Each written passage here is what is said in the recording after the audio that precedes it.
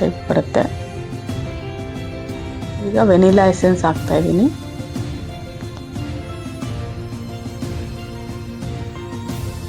ಫ್ಲೇವರ್ಗಷ್ಟೇ ಸ್ನೇಹಿತರೆ vanilla essence.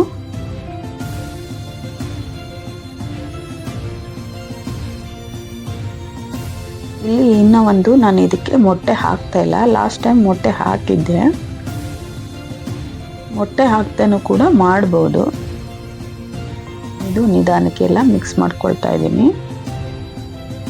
Custard powder ಎಲ್ಲ ಕಡೆನೂ ಮಿಕ್ಸ್ ಆಗಬೇಕದು.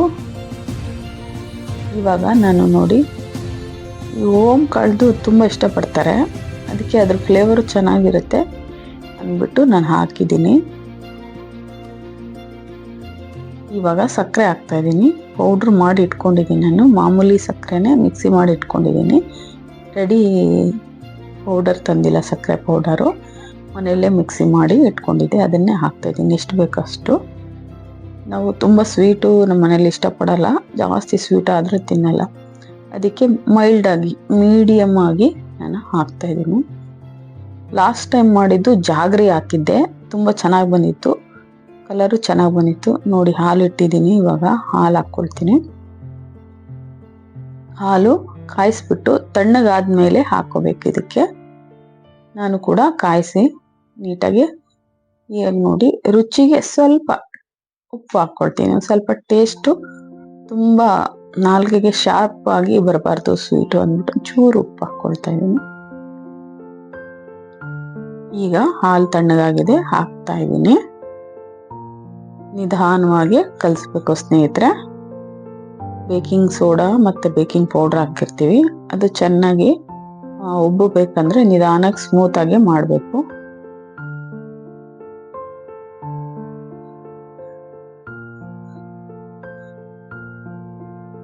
ಇವಾಗ ನಾನು ಇದರಲ್ಲಿ ಕಲಿಸ್ತೀನಿ, ಗಂಟುಗಳು ಬರಲ್ಲ ಇದರಲ್ಲಿ ಕಲಿಸೋದ್ರಿಂದ. ಅದು ಹಿಟ್ಟು ಮಿಕ್ಸ್ ಮಾಡೋಕ್ಕೆ ಆ ಥರ ನಾನು ಸೌಟನ್ನು ಯೂಸ್ ಮಾಡಿದ್ದು. ಇದರಲ್ಲಿ ನೋಡಿ ಒಂಚೂರು ಗಂಟೆ ಏನಾದರೂ ಇದ್ದರೆ ಬಿಟ್ಕೊಳ್ಳುತ್ತೆ ಇದರಲ್ಲಿ ಕಲಿಸೋದ್ರಿಂದ. ಈಗ ಲಾಸ್ಟಲ್ಲಿ ಕೊನೆಯಲ್ಲಿ ನಾನು ಆ್ಯಕ್ಟಿವೇಟರ್ನ ಹಾಕ್ತಾ ಇದ್ದೀನಿ.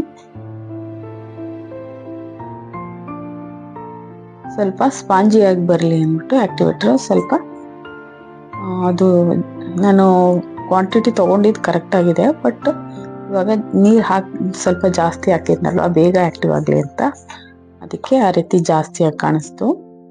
ಇವಾಗ ಆಲ್ಮೋಸ್ಟ್ ಎಲ್ಲ ಆಯಿತು. ಇನ್ನೇನು ನೋಡಿ, ಈಗ ಒಂದು ಬೇಸನ್ನಿಂದ ಇನ್ನೊಂದು ಬೇಸನ್ಗೆ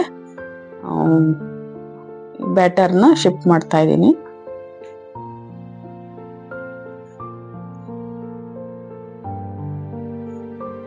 ನೋಡಿ ಇಷ್ಟ ಆಗಿದೆ.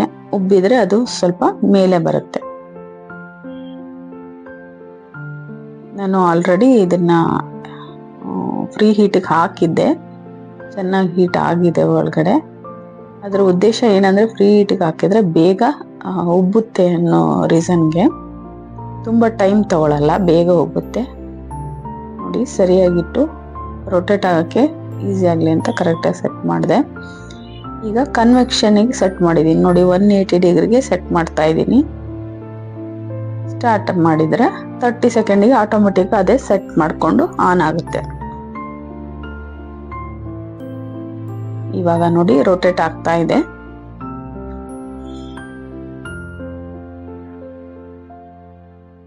ನೋಡಿ ಕನ್ವೆನ್ಷನ್ಗೆ ಸೆಟ್ ಮಾಡಿದ್ದೆ ನಾನು, ರೊಟೇಟ್ ಆಗ್ತಾ ಇದೆ. ನೋಡಿ ರೊಟೇಟ್ ಆಗ್ತಾ ಇದೆ. 2.5 kg ಅಷ್ಟು ಕೇಕ್ ಆಗುತ್ತೆ ಅದು.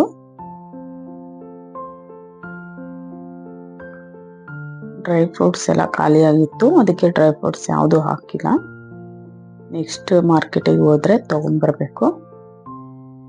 ಈಗ ಕೇಕ್ ಎಲ್ಲ ರೆಡಿ ಆಗಿದೆ ಸ್ನೇಹಿತರೆ, ಇನ್ನು ತುಂಬ ಬಿಸಿ ಇದೆ.